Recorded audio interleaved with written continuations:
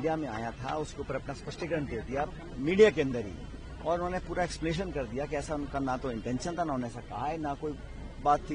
लेकिन जब बीजेपी का डेलीगेशन जाता है तो इलेक्शन कमीशन तुरंत कार्रवाई करता है, और हम लोग कितनी बार डेलीगेशन लेकर गए हैं, अपनी कंपेन्स रखी हैं, तो कहीं ना कहीं इलेक्शन कमीशन चुनाव से ठीक पहले, मतदान से ठीक पहले चलते चुनाव के बीच में इस प्रकार अगर एक तरफा कार्रवाई करने का अगर एक मैसेज जाता है तो ठीक नहीं है। और मुझे लगता है कि प्रजातंत्र में निष्पक्षता, पारदर्शिता और एक इंडिपेंडेंस जो होनी चाहिए इलेक्शन कमीशन की, इस पर डाउट लोगों के मन में नहीं हो।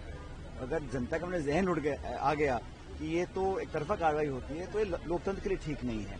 और जहां तक खड़गे साहब की बात है, बहुत पुराने नेता हैं, अगर ऐसा कुछ इस सवाल से पूछा गया तो उन्होंने उसको पूरा एक्सप्लेन किया और बंद कमरे में नहीं किया, मीडिया में कहा कि ऐसा कोई ना तो इंटेंशन था, ना ऐसा कहा गया है।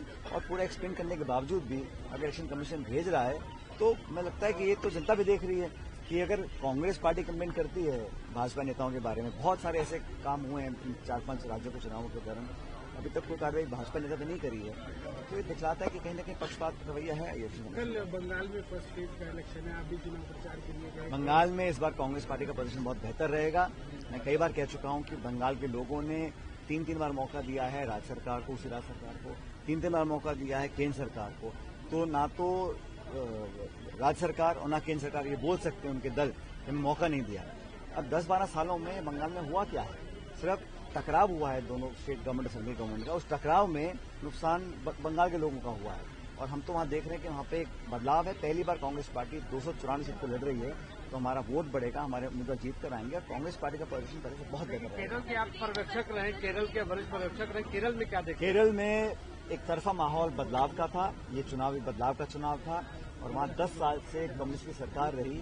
और मैं बहुत विनम्रता से कहना चाहता हूँ कि वहाँ का जनमानस का जो मन था, जो माहौल था, जो मैंने देखा वहाँ धरातल पर, वो एक तरफा कांग्रेस यूडीएफ के पक्ष में था, और एक अच्छे बहुमत के साथ वहाँ के लोग हमारी पार्टी, हमारे गठबंधन को सेवा का मौका देंगे।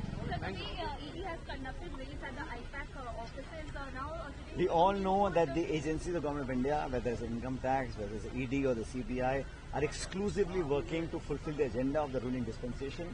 The Government of India is using all the force at its disposal to suppress the voice of anybody who opposes the ideological view of the BJP and is trying to suppress the voice of any opposition.